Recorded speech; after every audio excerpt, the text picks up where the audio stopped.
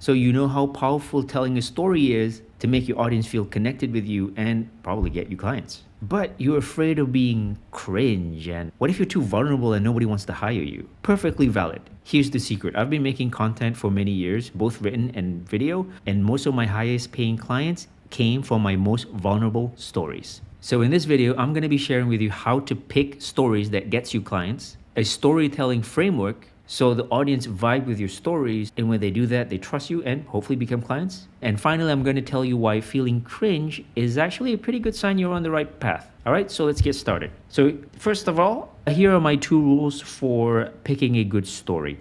So number 1, whatever story that you have going on in your life right now, it must resonate with your ideal client profile, meaning the people you're trying to target. The story that you tell, they must see themselves as the character of that story, which is the experience that happened to you. And number 2, the story must offer the audience hope. So first, the audience see themselves in the story that you're going to tell. And second, they should feel that they want to achieve the thing that you achieved. So it gives them hope, and you want to position your offer as the vehicle to get them from where they are right now to where they want to be.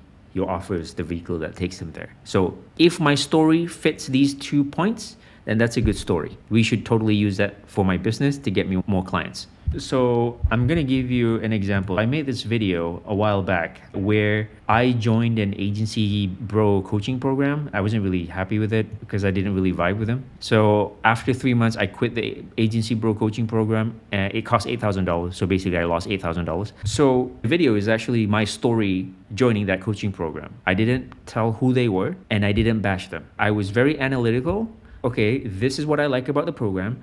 This is what I don't like. The cons outweigh the pros, which is why I quit the program and now I'm making this video. And now that I know what I know, what should I've done if I didn't join this coaching program and I have $8,000 to spend on other things to help grow my business? By doing this, it positions me as an expert rather than a victim. When I share this story, another business owner saw this video, resonated with my story. He felt the same way about his coaching program and liked my vibe in the video, and he already trusted me. He booked a call with me for 20 minutes. It wasn't a technical question, more of a vibe check. And he said, I want to grow my YouTube channel. I think you're the guy to do that with me. So how much is your thing? I say $8,000. He say, okay, let's go. So that's how that works. Make sure each story goes through these 2 filters. Number 1, it must resonate with your audience so they can see themselves as the character. And number 2, it must offer hope. They are here at the moment. They want to be over here, and they need to see themselves moving from here to here in your story. Okay? All right. Point number 2. This is a question that I had from my consulting client. She told me her origin story, how she started with the coaching and stuff like that. It was really good, but then it was really long-winded. And then she asked me something super relevant. Like, okay, I have these stories that I can share, but how can I not make the entire thing about myself? Because I tend to ramble on, which is true because she did ramble, and I waited patiently for like 15 minutes until she finished her story. And the story had nothing to do with me as the viewer. So here's the structure. I'm going to whip out my iPad for this one. Every video that you're going to make will have one message. You're going to deliver one message in each story. The audience must see themselves as the character of that story. You need to offer them hope. So let's say they are here now. They want to be over here, which is the ending or the outcome of your story. So we're going to draw a person here. So they are in the beginning of your story, they are probably in hell. At the end of the story, they are in heaven. They achieve whatever it is that they want to achieve. So to get them from hell to heaven, maybe there's 3 steps to get there. You can think them as 3 checkpoints, if you will, of 3 plots in your story to get you from hell to heaven. So within each story, there would have some explanation of what happened. So each point will have one mini story to tell this, and on point 2, another mini story to tell that, and point number 3 can have another story to help deliver point number 3. All together is bringing the ideal client from here to heaven. So when you structure your story like this, you don't make the story about you. Okay, so the analogy, let's say there's a T-bone steak. Oh, pretty decent. And there's salt. So there's a steak, there's a salt. So the message of the video is the steak. The stories that you tell to help deliver the message is the salt. If your entire video is your story without a message, then you have too much salt. The main dish is the steak, which is your main message. What is the main message that you're trying to get across in your video? That's the steak. You need a little bit of stories here and there to season the steak, just to elevate everything, and it becomes perfect. If you think of it this way, then your stories will help to deliver the message rather than the story becomes the main thing itself. So I hope that analogy makes sense. The last point is I still feel cringe if I tell my stories, and I'm really afraid to open myself up out there because I feel like if I'm too vulnerable, nobody's going to hire me. Here's the thing, from my experience, my most vulnerable stories are the one that usually converts. It may not necessarily go viral, but those are the one that connects with my ideal client. They see the video, they resonate with the story, they feel the same way. This guy gets me, I want to work with this guy. That's how it works. Once you start getting clients from sharing stories, you will not stop telling stories. I guarantee you that. The golden rule here is the more vulnerable you share, the more people connect. But there's a caveat. Each vulnerability story that you tell must have a positive ending. So there's two ways for you to have a positive ending.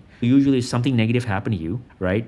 And a positive ending, one way is that you overcome that. Here's how you did it. But a lot of the times we're entrepreneurs, so a lot of the problems we face is not solved yet because you were still actively trying to solve it right now. So how do you have a happy ending then? The way I do it is I tell people, hey, this is the thing that's going on with me right now, which I don't like. The happy ending is this is my plan to get out of it. This is what I'm going to do next, and this is what my next video is going to be about, to update you on this. Not only that is a positive ending, it also gives you an idea what to talk about next. Cool thing, right? Remember this example that I joined the AGC Bro coaching program. I wasn't too happy. The pros, the cons outweigh the pros. That's why I quit. I didn't mention this one thing.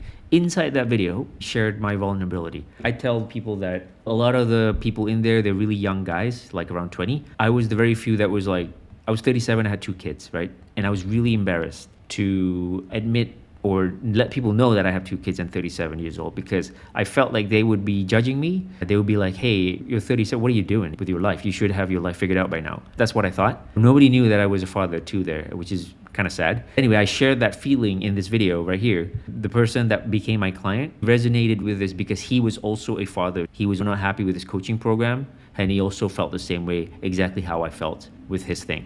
And that's why we connected and he became my client. That shows how powerful telling a story is to get you clients online, especially on YouTube. The connection is 1 million times better on YouTube rather than writing a LinkedIn post, because on YouTube they can hear you talk, they can see your mannerism and your gestures and all this kind of stuff. LinkedIn cannot compete, okay? I'm just gonna throw that out there. So, are you more confident to tell your stories now that you know this secret framework? Great. But if you feel that creating YouTube videos feel like a giant pain in the ass and giant time suck, in my next video, I'm going to show you how I create one YouTube in less than 3 hours and my secret experiment that brings that down to 1 hour. If you want to know how I did that, watch this video next.